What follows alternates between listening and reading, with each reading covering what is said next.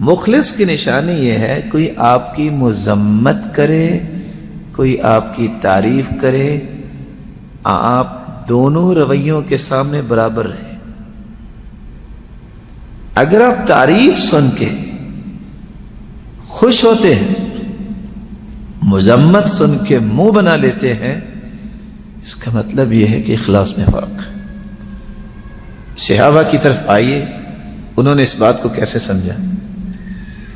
ایک شخص تعریف کر رہا ہے، كان اذا ذكي احد من اصحاب النبي صلی اللہ علیہ وسلم، صحابہ کرام میں سے کسی کی تعریف کی جاتی تو وہ کہتے اللہم لا تؤاخذنی بما یقولون واجعلنی خیرا مما یظنون واغفر لی لما لا یعلمون۔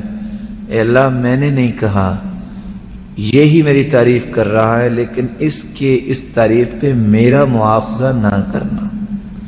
اللہ یہ ان کا گمان ہے میرے بارے میں، مجھے ان کے گمان سے بھی اچھا بنا دے۔ اللہ تو جانتا ہے میرے سر اور میرے علانیہ جو میرے گناہ ہیں، اور جو میں خفیہ طریقے سے کمی کوتاہی کرتا ہوں یہ تو نہیں جانتے، جو یہ نہیں جانتے تو جانتا ہے۔ اے اللہ میری ان کوتاہیوں کو بھی تو معاف فرما دے۔ اور جب ابو درداء رضی اللہ تعالیٰ عنہ کے پاس ایک شخص آیا اور اس نے بڑی تعریف کی، کہتے ہیں تشریف رکھیے، کیا پتہ نہیں اب کیا کرنا چاہتے، باہر سے مٹی لائے اور ان کے منہ میں ڈال دی۔ کہتے ہیں یہ کیا؟ کہتے ہیں میں نے کوئی نئی بات نہیں کی، میں نے سنت کو زندہ کیا ہے۔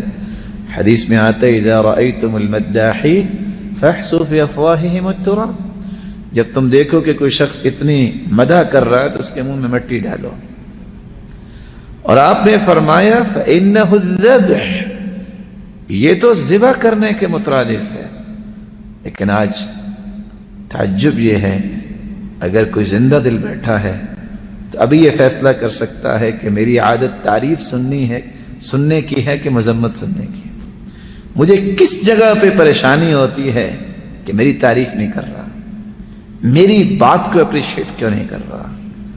رسول اکرم صلی اللہ علیہ وسلم نے ان رویوں سے صحابہ کرام کو پاکیزہ کر دیا تھا۔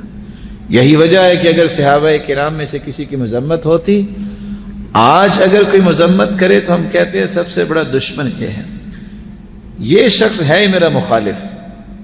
اور صحابہ کیا کہتے تھے؟ ابو بکر جیسا انسان چشم فلک نے نہیں دیکھا۔ ایک شخص نے کہا کہ بڑے عجیب آدمی ہو، تو کہتے ہیں معذرتاً جتنا آپ عجیب کہہ رہے ہیں میں تو اس سے بھی عجیب ہوں۔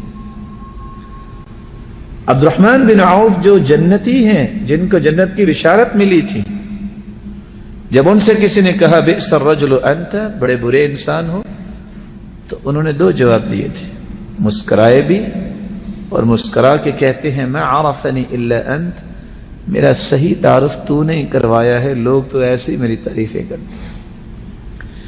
جب علی بن حسین رضی اللہ تعالی عنہ کو کسی شخص نے گالیاں دی، اس کے گھر جا کے کہتے ہیں ان کنت کاذبا فغفر اللہ لک وان کنت صادقا فغفر اللہ لی، اگر تم نے جو گالیاں جو برے الفاظ بولے ہیں اور واقعی میرے اندر برائی ہے، دعا کرو مجھے اللہ معاف کر دے، اور اگر تو غلط کیا بیٹھا ہے تو میں دعا کرتا ہوں اللہ تجھے معاف کرے، ویسے ہمارا جھگڑا کوئی نہیں۔ اور حسن بصری کی خوب کسی نے، جس کو آج کل بولتے ہیں نا کہ اس کی خوب گت بنائی، ایک شخص دوڑتا ہوا آیا، نہ ہی اللہ دقیق، اور آ کے کہتا ہے یا حسن تعرف ما كان بالامس، جانتے ہو کل کیا ہوا؟ کہتے ہیں کیا ہوا؟ درس قرآن ہوا؟ کہتے نہیں فلاں نے بڑی آپ کی غیبتیں کی۔ انہوں نے 3 جواب دیے۔ پہلے اس کو کہا کہ راستے میں ابلیس کو صرف تو نظر آیا ہے کہ میرے بھائی کی شکایت لے کے آئے ہو؟ پھر اس کے لیے دعا کر دی، پھر کھجوروں کا ٹوکرا لے گئے اور جا کے اس کو پیش کیا، کہتے ہیں ہذہ ہدیۃ منی لک، یہ میری طرف سے تحفہ ہے۔ کہتے تحفہ کس بات کا؟ مناسبت کیا ہے؟ کہنے لگے جو بھائی میرے لیے کوشش کرتا ہے نیکیاں بنانے کی، غیبت کی ہے مجھے نیکیاں ملی تو میں نے کہا چلو اس کا منہ میٹھا کروا دوں۔ ہمیں بھی کبھی ایسا کرنے کی کوشش کرنی چاہیے. یحییٰ بن معین کو گالی دینے والے نے گالی دی. ساتھی نے کہا لم لم ترد علی, جواب کیوں نہیں دے رہے؟ تو انہوں نے کہا تھا فلماذا تعلمت اذن, اگر میں نے گالی کا جواب گالی ہی دینا ہے تو پھر میں نے علم کیوں سیکھا ہے. اللہ ہمیں عمل کی توفیق عطا فرمائے. سبسکرائب کیجئے ہمارے چینل اور دبائیے بیل کا آئیکن تاکہ آپ کو ریگولر نوٹیفیکیشن اپڈیٹس مل سکے.